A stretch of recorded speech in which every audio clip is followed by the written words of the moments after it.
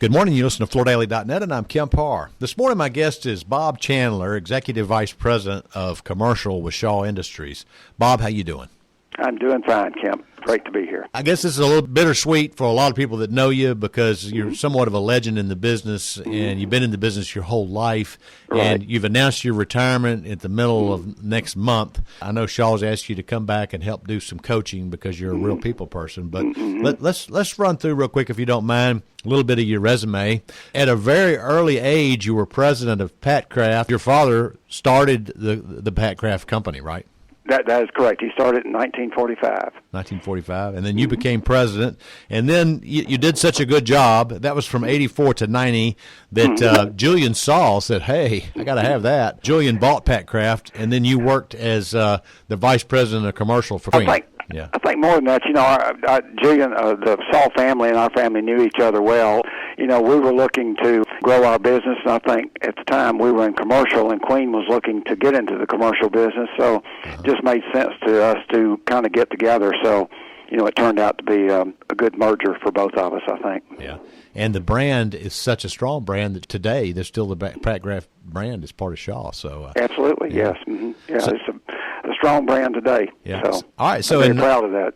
And most people know in '98 Queen was purchased by Shaw, so you became a Shaw employee, and that was 21 years ago. So, that's right. Yeah. Right. Hard to believe. Yeah. How about that? So your whole life has been in this business, and on the personal side, you've been married to Susan for 45 years. You had 2 children, and you have 3 grandchildren, right? That's correct, yes. Mm-hmm. And another little personal note, and I think this is a very interesting one, you actually played football for the University of Georgia, and you were a kicker, right? I was a punter, that's correct, yes, I was. A few years ago. Yeah. But still a big Bulldog fan. So. Yeah. So do you have sympathy for those kickers that miss those final points and catch all the grief? Very much so. That's usually the only time they get any publicity is when they do something wrong. Yeah. So. Well, a couple of things I also missed is you're a native of Dalton, and I think you've been very philanthropic, and I actually think there's a wing at the hospital in Dalton that you actually help pay for, right? Well, yeah, we've been involved with the hospital for a number of years, and have enjoyed my involvement there. And to me, it's a real key to the growth and development and well-being of our community to have strong health care in a community, along with strong education. So that was one way, from a volunteer standpoint, for me to kind of give back and help some. That's fantastic.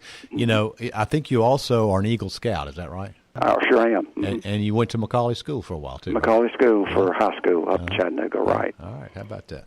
Okay, well, that's a little bit of the background. The question that I think most people would love to ask you is, okay, so your family owned a business, and then Queen bought them, so you got a check, okay? Right. And then Queen got bought by Shaw, okay? Right. And I'm sure you probably had some equity in that. So what was it that motivated you to stay in the business? I mean, you probably could have just walked away. Well, I grew up in the business, so it's in the blood. I mean, ever since the day I can remember, even when I was a little kid, I was going with my dad down to the mill, so I grew up in it. When I sold the company, I didn't sell it to get out. I sold it so we could expand the business more through the ability for Queen to help, build our, capital expenditures and other things. So it turned out to be more of a better way to stay in the business. I'd also done a leverage buyout with the rest of my family, and I did not want to take a chance on, not being able to pay them. So it was another reason, to sell to Queen. And then it gave me a chance to, continue in the business, with the resources to really grow the business. All right. So as you look back on your memory of these many years in the flooring business, what are some of your fondest memories? Gosh, that's hard to do, but I would say virtually all of it has to revolve around the people and the teams I've worked with.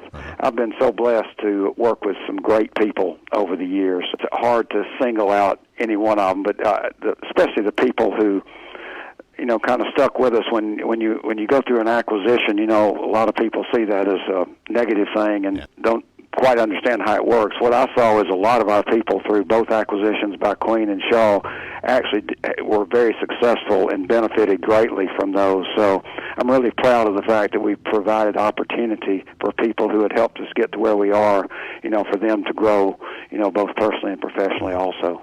I understand that you walk around in that Create Center and you pat people on the back and talk to them about where they're headed in life, and you've become a coach to a lot of people. Is that right?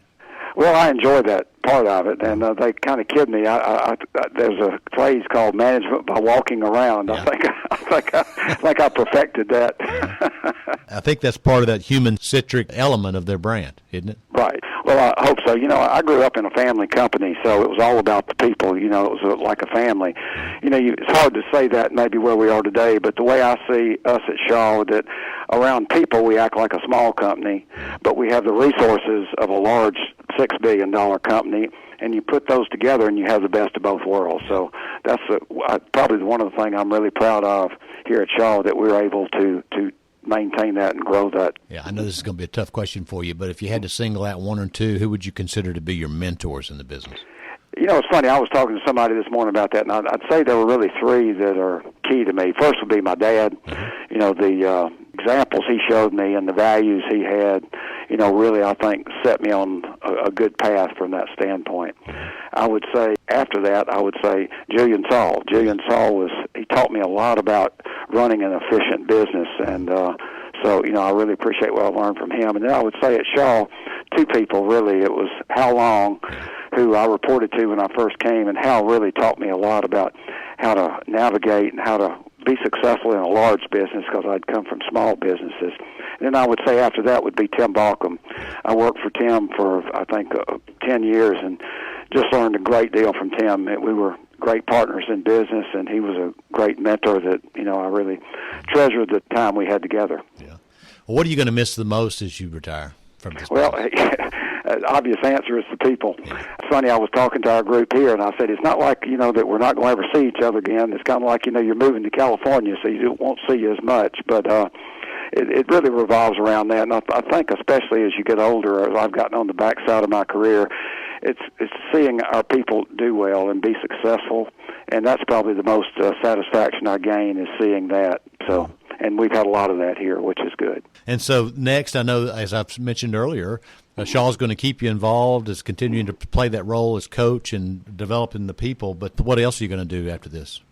Well, you mentioned the three grandchildren who are the highlight of my life right now. I tell you, I have 4-year-old twins, a boy and a girl, and a 6-year-old son, so they're at great ages, so I'm looking forward to spending more time with them. As I said, I'm involved with the hospital here, so I look forward to spending time there, and, you know, some other volunteer activities that are here available. And, you know, like everybody said, I think my wife and I will, you know, hopefully do some more travel. I understand you've bought a condo in Chattanooga as well.